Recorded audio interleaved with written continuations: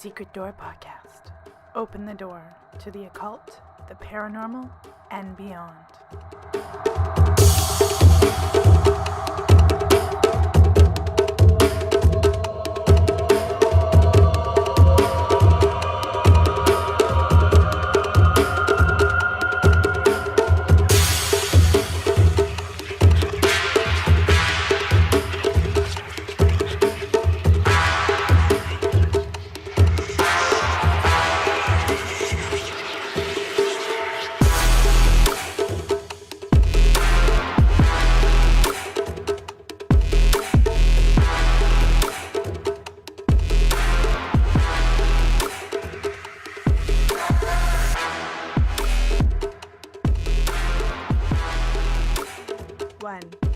All right, guys.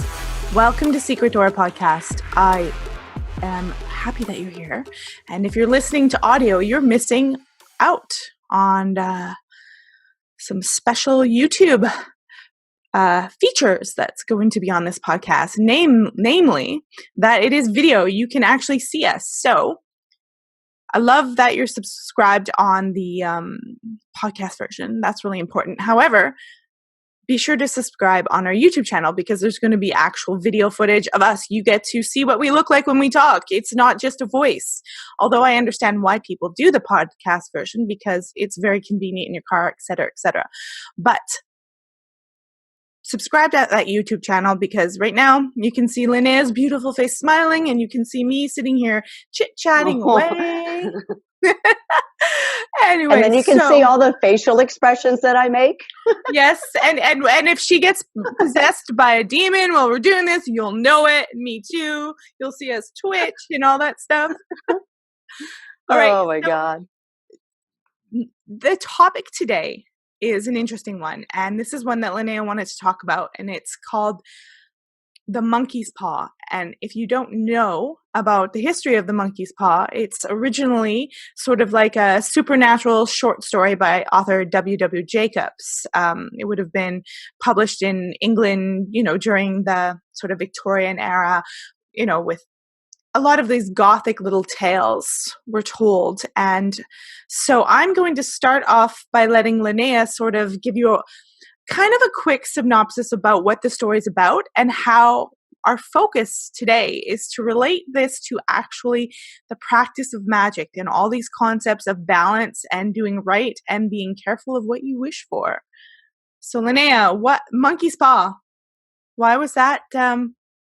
Why did that stand out and what's it about? Yeah, well, the monkey's paw, exactly. It was written first in 1902, and then it was adapted by Alfred Hitchcock. Even the Simpsons ran a contemporary version. Simpsons ran the monkey's paw. Stephen King's novel Pet Sematary was based. Yeah, the Treehouse of Horror. So I mean, this is kind of an age-old fable, right down to basically, the genie in the bottle and getting 3 wishes kind of thing. So the moral of the story has always been, be careful what you wish for.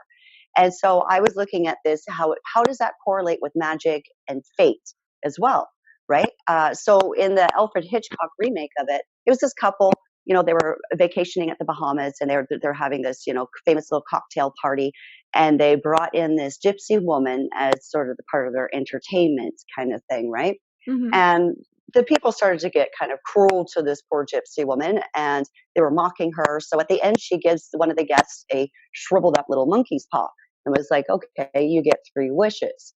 And then the girl kind of passed it off. And then Mr. White, who was there, he took the monkey's paw because he was more superstitious. And the premise was that he was in deep financial trouble. He had to come up with, $150,000. Now that was written in 1965. So that would be, I don't know, like $1 million, I guess, maybe today, something like that. It would be a lot. It'd be a lot of money. Yeah. And so his business was going to crumble. He was going to lose everything. And so he takes the monkey's paw and he toils over, making these wishes. And he goes ahead and does it. He wishes for the $150,000. And of course, lo and behold, he gets it. But his son was a race car driver and his son ended up dying in a horrible accident. And the insurance guy came over and handed him a check for $150,000. So, yeah, Wow. and I think about how that relates into magic, right? So when we're trying to manifest or create something, we always do have to be really careful what we wish for. So there's that saying, the old saying, it's the monkey's paw, right? Right. Um, so I kind of wanted to look at what the difference was between, magic and fate, even because, if it was his fate, then to get that money, then it would have come to him without a cost. But because that there was magic and there was will being exerted, he had to pay a price to the universe because there's always going to be a price that we pay for anything that we want, in the sense of exerting our will, right? And that's Right. exactly what you do when you're using magic. You are exerting your will. And the So I whole, kind of wanted to boil it all down. like the interesting thing that like in that story that I'm seeing is that when you're in like a deep hole and you've taken time to get down there, the laws of the universe is like, well, you know what? You don't have any immediate um it looks for the most, you want it fast, it's going to look for the most immediate avenue to give that to you. So you have to be very conscious of that, right? Exactly. Yeah, exactly. And sometimes you don't, and when you're trying to push that and you're trying to push the fate and you're trying to push these things, there's always going to be a consequence. If we just step back and look at the universe as just scales, they're just cold scales, right? They have Mm. no heart, they have no mind. It's just all about balance. It's all about the yin and the yang and constantly creating a balance within the universe. So Yep. anytime we take something from that scale, the universe is going to demand something in return. And it doesn't care what it is. It's not really eye for an eye. It's more of an energetic weight. So Yes. how much value is it to you is what you're going to have to give back in return. Yeah, because Felt if like it you were going was to say something. if it were, well, no, really, if it was eye for an eye, then there would be, a lot of people who do devious stuff. I mean, they would have it visited upon them immediately right back. And it doesn't always happen that way. I mean, it doesn't always happen. Like, there's the wealthiest people in the world, and they might do some corrupt stuff and they can get away with it. It's a lot more complicated than that. I mean, it must be. I know you said you had this concept and you mentioned that magic is just science we haven't explained yet. Do you want to Hmm. elaborate and kind of go into that avenue? Yeah, exactly. So that's what I thought I'd first do. So if we'll look at the basic definitions, I like to kind of take everything, stick it in the cauldron and boil it all down, to get to the very root of what everything is. So if we just look at the basic definition of magic, it's Hmm. an unexplained phenomenon caused by supernatural forces, according to Wikipedia. But like you had said, to me, magic is just science that we haven't explained yet, and it's a way of manipulating energy. If we think about, if we did some time traveling, went back to the 16th century, and we brought our magic phones with us, that would be, we'd probably be burnt at the stake or hung for witchcraft because what is this, But Yeah. it's stuff that, we're just starting to explain what's going on, and we're still really evolving. Um, in science even to understand all the subtleness of energies and how this all works. So, and magic and manifesting, I was thinking about this. I'm like, what's the difference between magic and manifesting? And when I felt it out, it's kind of exactly the same type of energy, right? So I'm going to lump magic and manifesting together because, people talk about manifestation, law of attraction, et cetera, et cetera. So they're the same thing. I just think some people are wary of using the word magic. They would rather feel more Yeah. comfortable saying, I'm manifesting this. It sounds, I always that's felt that, like, healthy. when people are doing all these rituals and they're using herbs and stuff, I'm like, okay, maybe that helps them manifest. But I always would say, you know what? The basis of all this is law of attraction and your feelings and thoughts, and even deeper than that, you could have like things that are deep in your subconscious that's blocking and preventing, like our last show where you did things about attachments or thought forms or Hmm. beliefs put in there by your family, and or abusive situations that were beyond your control. And it's such a deep intricate part of who you are. And it's not, people think that, oh, bibbity bobbity boo, I'm going to wave a wand, and it's like, well, what's your baseline first? Like, where are you coming from? Yes, that is exactly where I was going with that. We really need to measure our intentions, right? So with magic and manifesting, they require an alignment of energy and focused intention on an objective desire, if we look at it that. So desire is the key word when we are using manifesting. And if we look at what fate is a development of events beyond someone's control, right? So, people regard it as something that might be defined by a supernatural power. It's destined to happen, no matter what you do, all roads will lead to Rome. So that's your fate or destiny point, right? Um, I think that fate, as far as the definition is concerned, it is beyond our realm of control. And manifesting or magic is within our control, and it's about free will. But we have to be mindful that our free will that we're exerting isn't over someone else, right?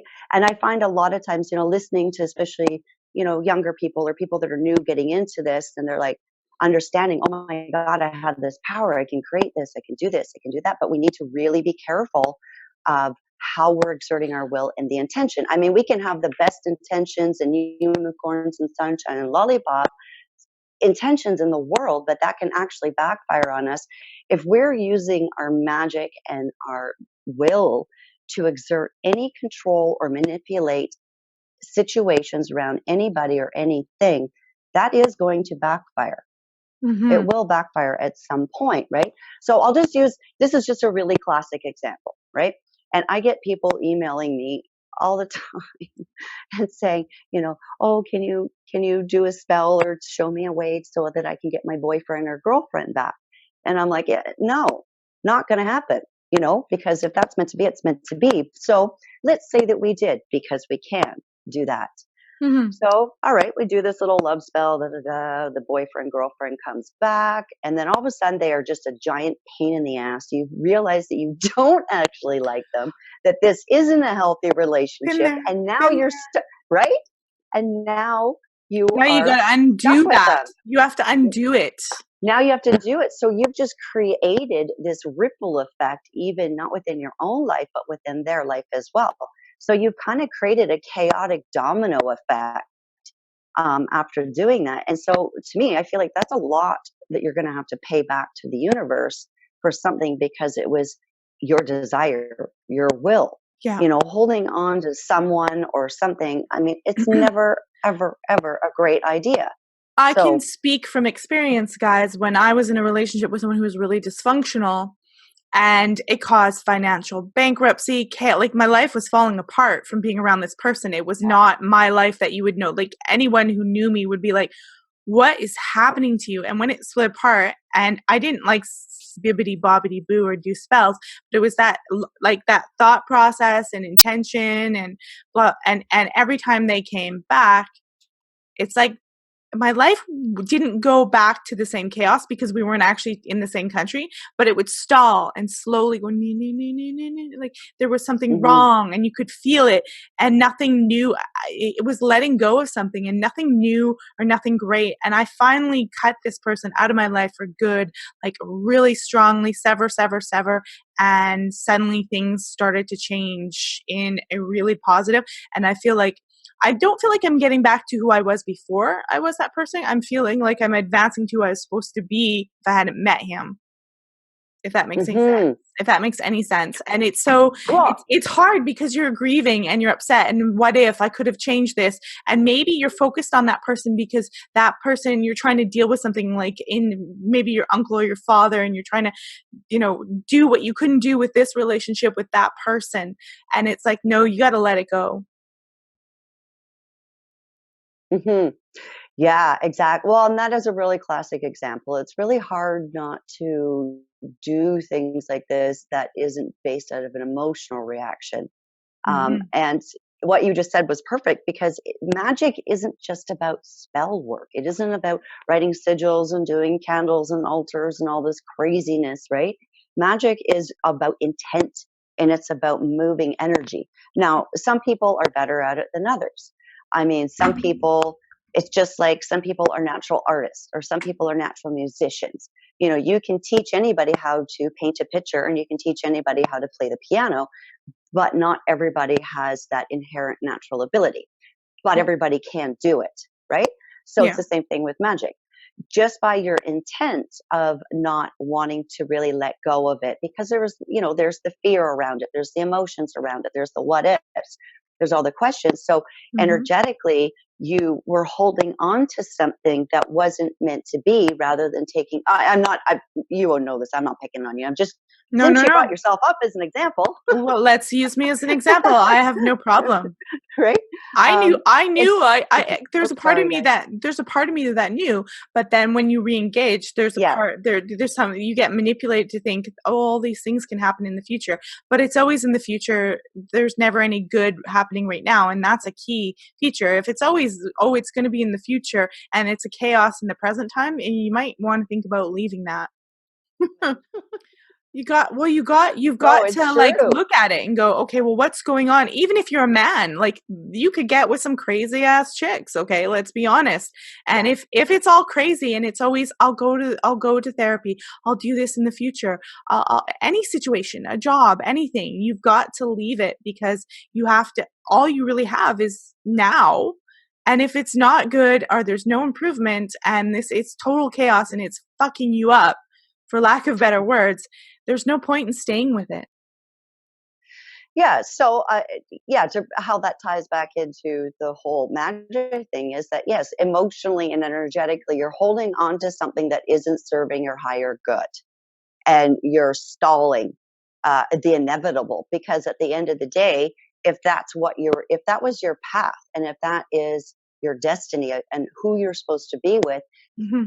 we're just using relationship examples. It could be career, it could be anything like that. If that is your path and that's where you're supposed to be, energetically, things will link up really smoothly and really Yeah. nicely. It all goes click, click, click. Go click, click. So Yeah. whenever you've exerted your will and all of a sudden it's like smash, you're banging your head against the wall, things are constantly happening that you've used your will to create, and that Yeah. is not part of your destiny or your past. So therefore, there is going to be a trade-off for that, and you're going to find that you are going to hit a lot of I walls. like the metaphor where with that, and they use that often in law of attraction, is you're literally in a river and you've decided to push up against the current and you think you're going to win with the river. And it's like you have to let go and go with the river. The flow is the best That's word. so funny. Yeah. For like, I seriously, before I even heard that in law of attraction, that was always my metaphor. I'd always tell people, you're not a goldfish.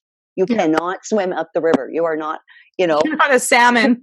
you're not a salmon, dude. You're a goldfish. So Yeah. like, Well, quit and fighting just it. look at Because when rocks we in the do river. relax and learn to let go, Yeah. I mean, you'll yeah, just get worn down and wearing down, and you'll age before your time. And then one day you'll be sitting there going, what did I do? Why did I keep sitting in this situation? Why did I keep willing for this thing that just seemed to go wrong? mhm. Yeah. So when I look at it from that angle of me creating and exerting my will over something or somebody, that's where I go, no, pause. So if I was to look at from a healthy perspective, of a perspective that would maybe be in the greatest good of all, because when we do this stuff, we always have to. I always, if I am doing work, magical work, or whatever you want to call it. Um, I always have clauses in there. I have learned the hard way because I've got what I asked for, but then I was like, oh, that wasn't what I meant. There was always a skew, a twist, a something to it. It's like, Frank. So now when I do things, I shift the energy differently. I shift it inwards, Hmm. Hmm. and I ask that, when I do this, let this be for the good of all. Let this be for the higher good of all parties concerned, myself and anybody Yeah. else that I might And should possibly affect. harm none, If it isn't, or, yeah. yeah, and if it isn't, then I say, please cancel my order. Yes. Basically, cancel it And if this isn't in the best good. So if it doesn't happen, then I know, okay, you know what, that wasn't in my best interest, and I have to emotionally let go of that. yeah. And the other part is the turning it inwards. And so we'll use the relationship example. So if, I'm heartbroken, he, she, whatever, they left you, you're heartbroken, you're in that state of emotional turmoil, what I would now want to create and manifest is a healing. So now my stuff is, I want to heal my heart. I want to Mm. heal myself. What part of myself needs healing? And so then I create the magical intentions to come inwards to build myself up, to make myself stronger, to make myself more whole as well. Because once we start to build ourselves up on a spiritual level, it will translate into the rest of our lives as we Yes. get stronger and feel like we're in our power, in our strength. We'll realize that we detach from even the need for stuff. That's when it flows and comes to you. That's when you know you're walking your destiny path Yeah. because you've let go of the attachment, you know? And isn't that interesting? I Because was going to we actually, oh, sorry. I was just Mhm. gonna say, we talk about demons in the sense of attachments, but we can attach to things ourselves and not even know that we're acting that way. Yeah, we create, it's not even just that there's like all these like evil entities out to get us kind of thing. We do it to each other. We create cords and attachments to each other through, as a lot of people might know it as etheric cords. So they're Right. basically like, um, an extension cord that we would plug into each other. And some of them are a one-way extension cords. So the person is just drawing the energy from you all the time. Those would be energy vampires. And then there's healthy cords where they're essentially two-way plugs. So they're into the one person and then into you. And there's a constant nice flow of energy going back and forth. So a lot of times, a lot of these attachments and stuff that I feel on people are actually coming from people around them. They might be Mhm. jealous or they might have, ill intentions or whatever, and they're actually causing the person to get sicker. And that would be considered actually psychic Oh, attack, yeah. Yep. right? Well, we talked about that. Did we talk about that? Because it wasn't just that you get, attacked by a demon or attacked or possessed, you actually get psychically attacked. And that's probably Yeah. a huge component to a lot of magic is actually psychically attacking people. Or, I mean, we talk, and one day we will talk about words and as magic and spells and poetry, Spells. but gossip is a form of magic that's not very nice, and smear Yes. campaigning. Yes. 100%, because it's just energy, and it's all in how it's being directed out there and how it will return back to you. Yeah. So yeah, it's not like you have to run around with your little cauldron and doing all these things. It's just words. It's energy. You're putting that out there, and you are creating a curse in essence. That's all what it is. And I'm not in any way saying, oh, don't have your rituals and your cauldron. That stuff is beautiful and it adds, a special Oh, ceremony and there's properties. It's important. But I think when we're just trying to get down into the baseline of things so you can understand that even when you're not doing that ritual stuff, you're still working things on a daily basis with your thoughts and your feelings and the baseline of who you are at any time. well, absolutely. Like, doing, your solstice rituals, doing all the things, paying respect to the deities, paying respect to nature, paying respect and being and grateful, and doing it that way, you're only going to receive back, in positive and bountiful ways. And that to me is beautiful. It's whenever we're trying to, I guess that is the point, is we shouldn't be exerting our will over anybody Mhm. else, So, because we don't want to change no, go their ahead. fate lines and their destiny. So the monkey's paw, the actual story, the monkey's paw can be seen as a metaphor, but I also want to, one of the things that I looked at, and this is going off on a tangent, I'll get back to this sort of fate and Yeah. multiple points and whatnot, but it seemed to me that it's written by an Englishman, and they seem to have a a distrust of different religions that might have something like a talisman or a monkey's paw.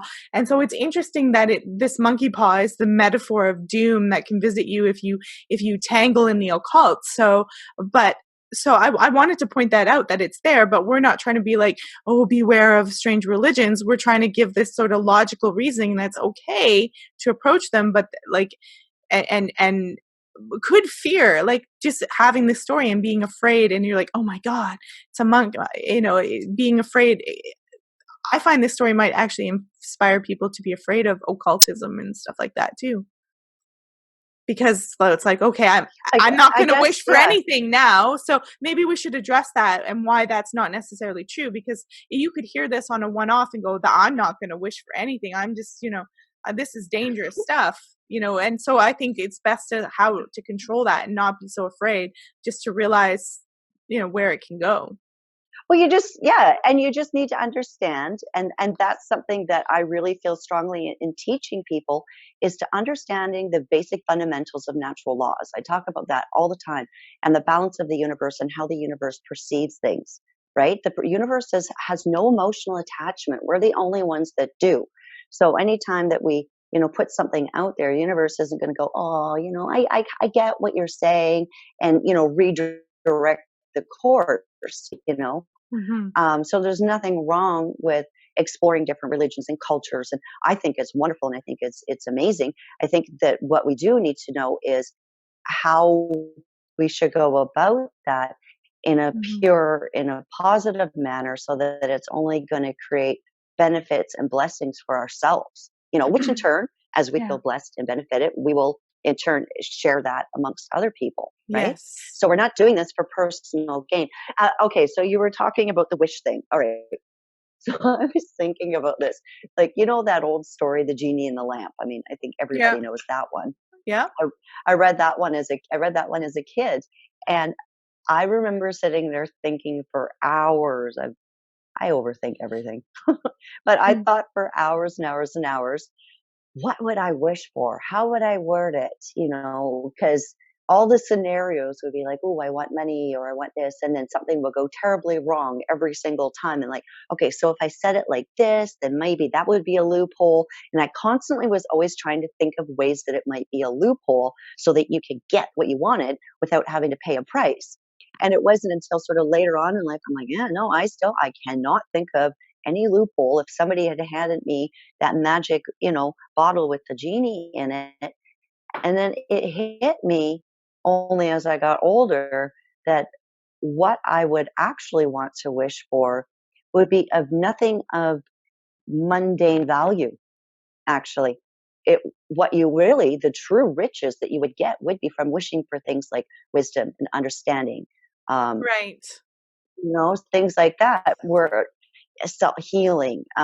It would all have to be internal stuff that would be working on yourself and bettering yourself, and that would be the only way to get around that. But in turn, when you do work on yourself and you do get healthier of mind, body, and spirit, the domino effect is that it will affect your relationships in a positive way. It'll affect your career in a positive way. It'll affect, which in turn affects your finances in a positive way. So if we start working on ourselves as the baseline, then all the rest of the stuff falls together for us. We Right. don't have to start with the mundane and work inwards. It's the opposite of that. Yes. So That's the key to true riches. it's from the inside out. So you don't want to just be in this turmoil and wish all these money and fame and fortunes, and you're just piling them on top of your turmoil. You'd repel them anyways, right? Like Yeah, somewhat, or you it would would end up come in a losing it bad all. way, or it would come, you would lose it all, or it would come to you in a very bad way Yeah. because Well, you're there'll be a tracking price. chaos anyways. Or yeah, it's like a deal. It's like that whole idea with the deal with the devil. Ha ha ha. Oh, how about we ask Hollywood about that one? Yeah, yeah. That might be another story, because Hollywood is That's, very, very, very you know what? entwined with deals with the devil. It's something we kind of want to cover, but we have to be very specific because that's a vast topic where it can go in a lot of different directions. It's and it's we got to be grounded because it's a yucky, it's a gross place to delve. Hollywood. Ah, Yeah, okay. So, a scenario that actually it popped into my head. So this is something that I think I have been asked more times than I could count and care to even respond to. is so many people are like, so if you're that intuitive, how come you don't win the lottery? And I'm like, oh my Good God, question. right? Yeah. It is, I mean, it is a great question. And I mean, some people are asking it from a genuine perspective of Yeah, they want to curiosity, know. right? Some And then people are there's just being and then sarcastic. there's other people who are just being sarcastic assholes. So whatever. But so if we look at it from the perspective of fate and destiny versus will, okay? So, all right. So we will and do all these terms and do all this stuff. And I'm like, okay, I'm going to win the lottery. I'm going to win $1 million. And all I do is I just focus on that. And that becomes my thing that I'm going to focus on. Boom, win the lottery. Okay, great. But was that your destiny? Was that your fate? Most likely.